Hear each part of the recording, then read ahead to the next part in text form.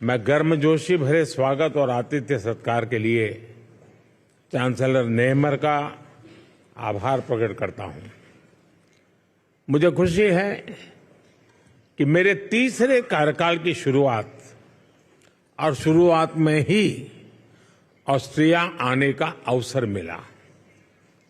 मेरी यह यात्रा ऐतिहासिक भी है और विशेष भी है। 41 साल के बाद किसी भारतीय प्रधानमंत्री ने ऑस्ट्रिया का दौरा किया है। ये भी सुखद संयोग है कि ये यात्रा उस समय हो रही है जब हमारे आपसी संबंधों के 75 साल पूरे हुए हैं। फ्रेंड्स, लोकतंत्र और रूल ऑफ लॉ जैसे मूल्यों में साझा विश्वास हमारे संबंधों की मजबूत नींव है। आपसी विश्वास और शेयर्ड इंटरेस्ट से हमारे रिश्तों को बल मिलता है। आज मेरे और चांसलर नेहमर के बीच बहुत सार्थक बातचीत हुई। हमने आपसी सहयोग को और मजबूत करने के लिए नई संभावनाओं की पहचान की है। हमने निर्णय लिया है कि संबंधों को स्ट्रैटेजिक दिशा प्रदान की जाएगी। आने वाले दशक के लिए सहयोग का खाका तैयार किया गया है। यह केवल आर्थिक सहयोग और निवेश तक सीमित नहीं है।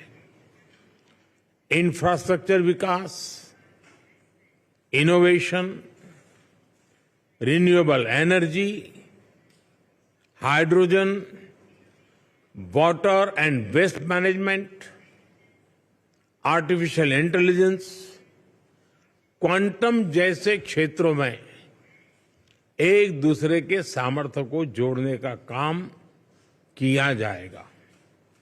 दोनों देशों की युवा शक्ति और आइडियाज को कनेक्ट करने के लिए स्टार्टअप ब्रिज को गति दी जाएगी। मोबिलिटी और माइग्रेशन पार्टनरशिप पर पहले से समझौता हुआ है। यह लीगल माइग्रेशन और स्किल्ड वर्कफोर्स की मूवमेंट में सहयोग देगा। सांस्कृतिक और शैक्षणिक संस्थाओं के बीच आदान प्रदान को बढ़ावा दिया जाएगा। फ्रेंड्स, ये हॉल जहां हम खड़े हैं बहुत ही ऐतिहासिक है। 19वीं सदी में यहां ऐतिहासिक वियना कांग्रेस होस्ट की गई थी। उस कॉन्फ्रेंस ने यूरोप में शांति और स्थिरता को दिशा प्रदान की थी। मैंने और चांसलर नेहमर ने विश्व में चल रहे विवादों, चाहे यूक्रेन में संघर्ष हो या पश्चिम एशिया की स्थिति, सभी पर विस्तार में बात की है। मैंने पहले भी कहा है कि यह युद्ध का समय नहीं है। समस्याओं का समाधान रणभूमि में नहीं हो सकता। कहीं भी हो, मासूम लोगों की जान की हानि स्वीकार्य नहीं है। भारत और ऑस्ट्रिया शांति और स्थिरता की जल्द से जल्द बहाली के लिए डायलॉग और डिप्लोमेसी पर बल देते हैं। इसके लिए हम दोनों मिलकर हर संभव सहयोग देने के लिए तैयार हैं। फ्रेंड्स, आज मानवता के सामने क्लाइमेट चेंज और आतंकवाद जैसी चुनौतियों पर भी हमने विचार साझा किए।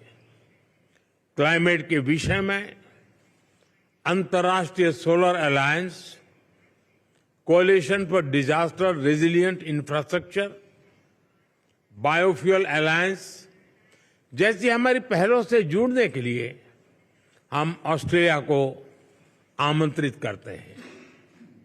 हम दोनों आतंकवाद की कठोर निंदा करते हैं।